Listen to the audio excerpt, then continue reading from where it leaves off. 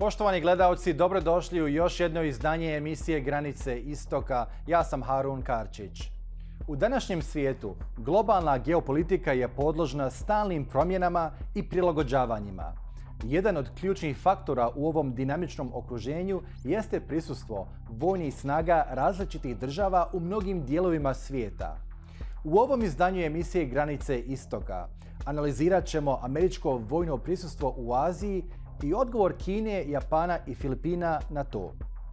Ova tema je od suštinskog značaja za razumijevanje savremenih međunarodnih odnosa i geostrateških izazova koji oblikuju svjetski poredak, a naročito balans snaga u Aziji. Američko vojno prisustvo u Aziji ima dugu historiju i odražava važnost ovog regiona u globalnom kontekstu. Sjedinjene Američke Države su izgradile brojne vojne baze širom Azije kako bi očuvale svoje interese i obezbijedile stabilnost. Kako rastu tenzije sa Kinom, tako jačaju vojni paktovi između SAD-a i Japana, Filipina i Australije. U grafici koja slijedi analiziramo zbog čega je važna regija Azije Pacifika u globalnom kontekstu.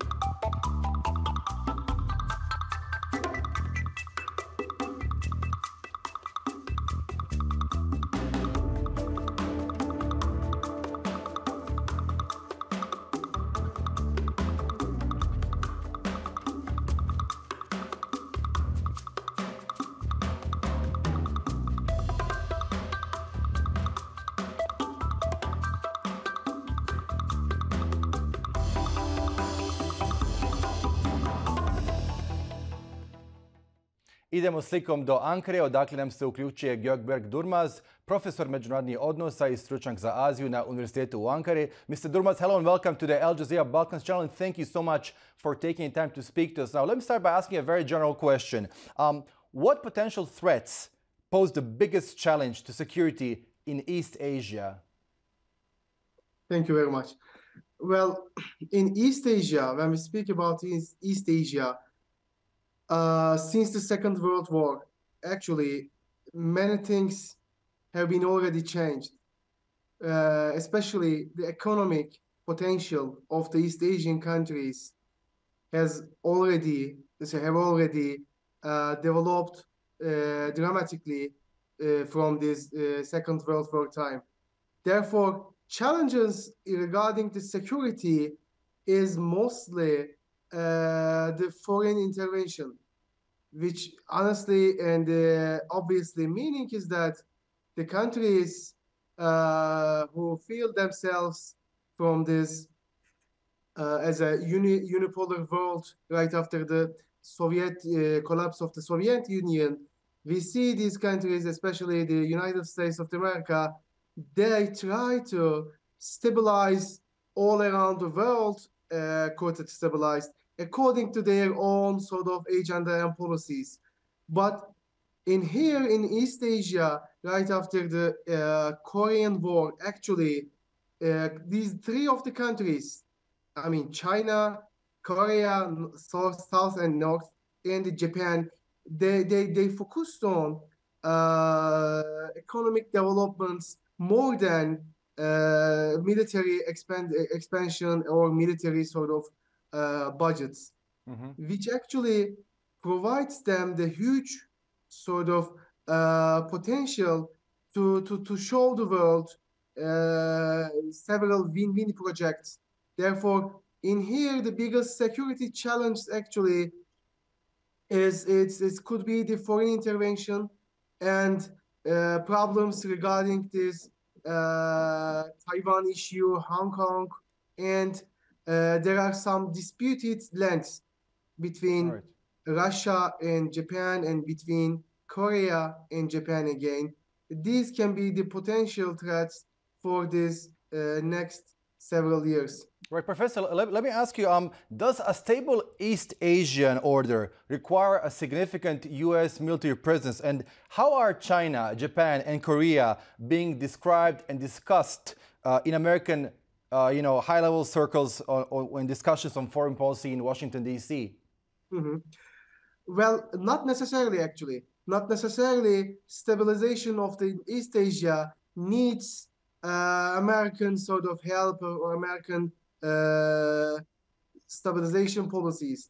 Sometimes it doesn't help and it affects negatively. For instance, you ask me about the country's perceptions.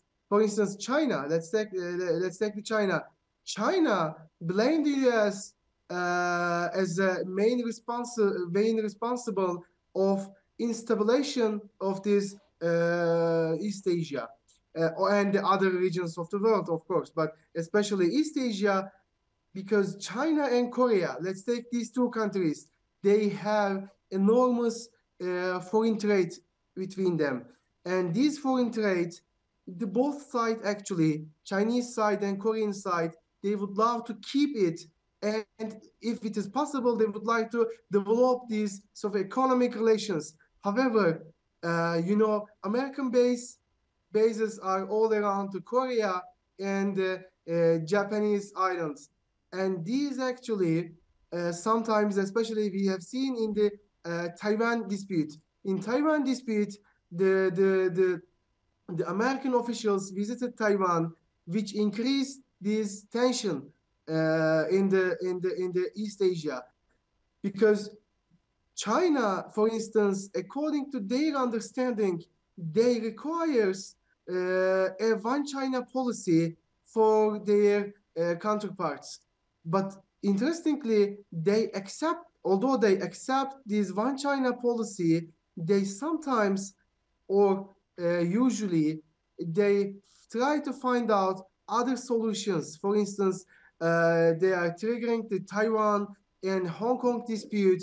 For instance, we begin at the beginning of the pandemic, about 2020 in the year of, and Hong Kong, there were several protests and several disputes have been seen in the Hong Kong, and it just finished in the Taiwanese problem, and the peoples of this who protest Chinese sort of sovereignty in Taiwan, with the help of course, the Western partners. For instance, in Japanese case, it is a little bit different, because Japan is kind of similar with South Korea. However, it is fundamentally it's different, because Japanese sort of foreign relations, unfortunately, I'm saying unfortunately because it sometimes affects the country's sovereignty. These policies sometimes severely affect with the Western policies and especially American policies. But we are trying to see it, because in Japan, before the current prime minister, the Shinzo Abe, in his term, Abe's term, Abe was trying to change the constitution in certain amendments of the constitution regarding having more sovereign Japan and establishing Japanese army in more strongly. But up until the Ukraine and Russia war, it didn't happen actually. Professor, let me ask you. I mean, clearly China is the rising power in this world, and yet I wonder whether the inevitable competition between the United States and China necessarily has to end in a bitter confrontation. Is there any other way out of this, in your opinion? Sure. Of course, there are several ways, especially in the 21st century, when we are in a certain level of technology and transportation. People know many things all around the world, thanks to internet, thanks to all these mass communication tools. Therefore, especially the middle class, they would like to increase their sort of welfare in all around the world, including China and the United States.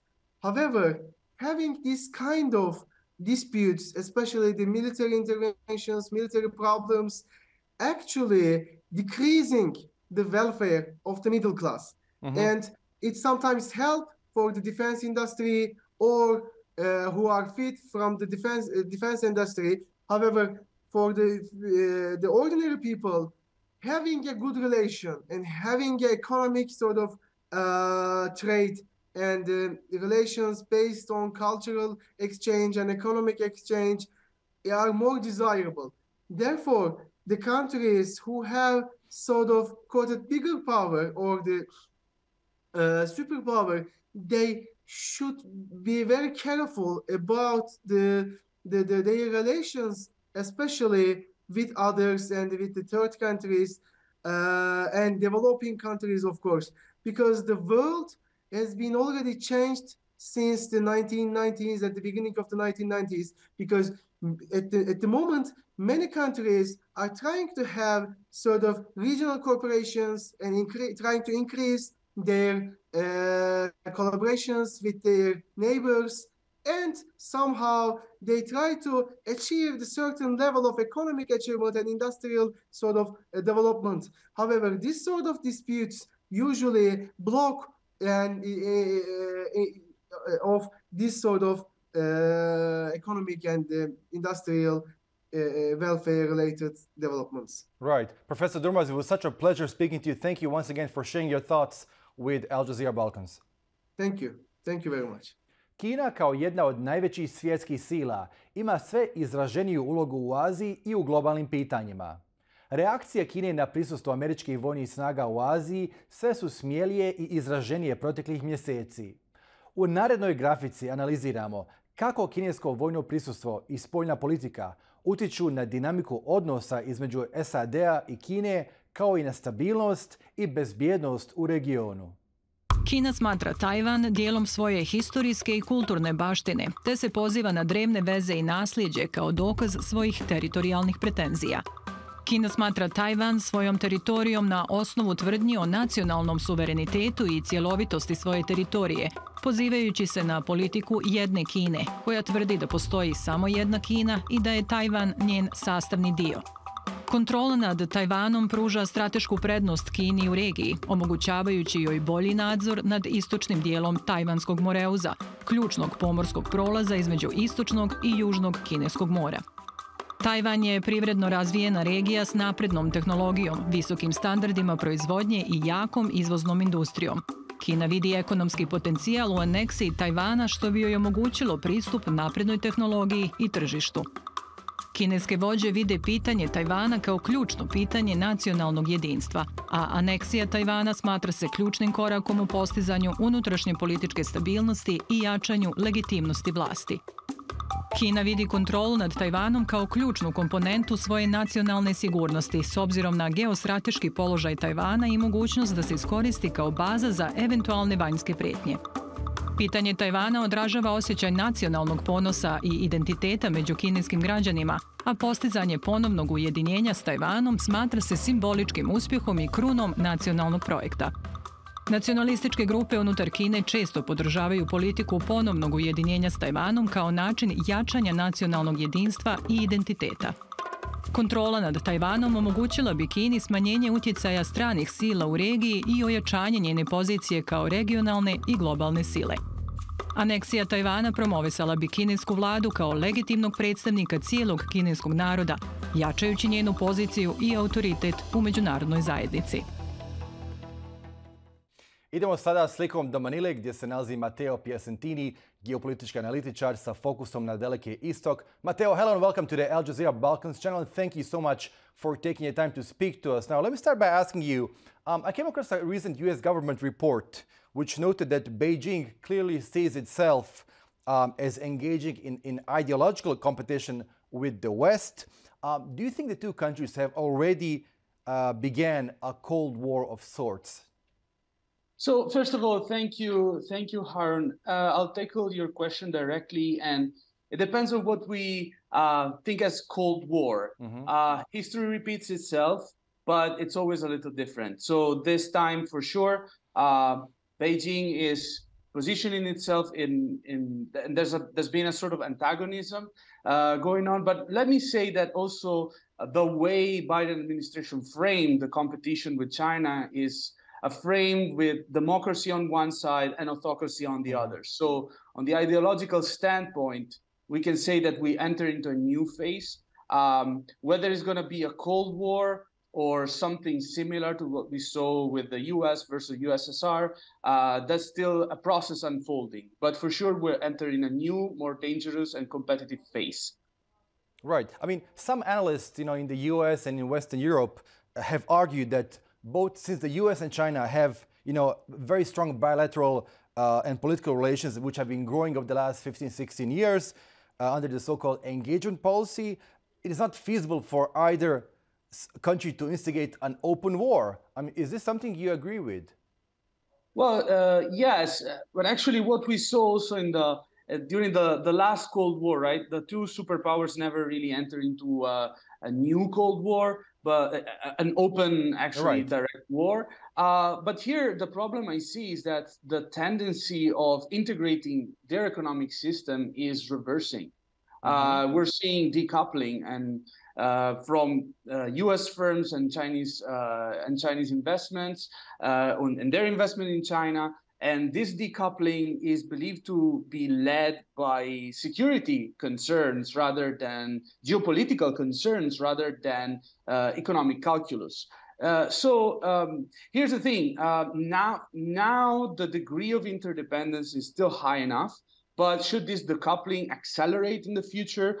Well, that will open new scenarios. But Matteo, Malaysia was, in the 1980s and 1990s, a close partner of the United States. Yet, when I looked at the last number of, high-level official visits by U.S. delegations to Kuala Lumpur, I mean, there haven't been many over the last 15, 20 years. Has the U.S. been neglecting its old allies in Southeast Asia? Well, for sure, over the last few years, I'm talking about from the 90s on, Southeast Asia was believed to be a stable area. So U.S. military presence has moved to the Middle East for reasons that we know. And of course, it's hard, even for a superpower like the United States, to recalibrate in few years' time, especially while facing a growing and assertive China that also implies different consideration than strengthening your military presence in an area that is just populated by middle powers. So I see a cautious reapproachment from the United States that also is calibrated with their own interests as well. Plus, Malaysia, let's remind us, Malaysia is not a treaty ally of the United States. So for both countries, it's easier to calibrate their presence. And for many years, let's talk about Malaysia specifically, given their distance and their limited extent of the dispute with China, they actually prioritize economic engagement with Beijing. So, of course, that entails a reduction or a softening of U.S. military presence. Right. And finally, let me ask you, I mean, a couple of weeks ago, we saw South Korea and Japan, signing agreements and forging closer political, economic, and military ties. And this is quite a paradox. We know that during World War II, Japan, in fact, occupied South Korea. And so what does it tell you about the turn of events and the geopolitical shifts that are taking place in Asia today vis-a-vis a rising China and North Korea? That's for sure. Yeah, that's for sure remarkable. And I think it all boils down to the question of these states are more and more ready to set aside their historical differences, historical problems they had going on between each other, because there's a contingent necessity, which is increasing deterrence. Now, for a long time, China acted as a counterbalancing factor to North Korea aggressiveness. We're not talking about assertiveness when we talk about North Korea. We're talking directly about aggressiveness and nuclear threats. It feels like South Korea is not receiving the same inputs from China during the last few years. So, of course, Seoul has to diversify its options, and this also entails at least talking with their former enemy, like Japan. And of course, Biden administration had worked in this direction to brokering a window of dialogue and strengthening partnership with these two important, I would say, crucial, pivotal partners in East Asia. Right. Matteo, it was such a pleasure speaking to you. Thank you so much once again for your time. Thank you, Harun. Thank you, Harun. Australija i Japan su u odgovoru na promjenu sigurnosnog okruženja sa sve većim prijetnjama i ambicijama Kine u regionu Indo-Pacifika dogovorili jačanje vojnih veza i razmjenu obavještajnih podataka, ali i osiguravanje lanaca snabdijevanja. Japanska vojska će imati obuku i vježbati zajedno sa australijskom vojskom na sjeveru Australije, gdje se također nalazi veliki broj američkih marinaca. Sporazum bi također mogao pomoći Tokiju da poveća saradnju sa zemljama iz obavještajnog saveza 5 očiju, Australijom, Kanadom, Novim Zelandom, Velikom Britanijom i SAD-om, i ojača poziciju Japana kao jednog od najbližih sigurnosnih saveznika Australije. Poštovani gledalci, bilo je to sve u ovom izdanju emisije Granice Istoka. Ukoliko ste propustili bilo koji dio, cijelu emisiju možete pogledati na našoj web stranici balkans.aljazeera.net. Hvala na pažnji.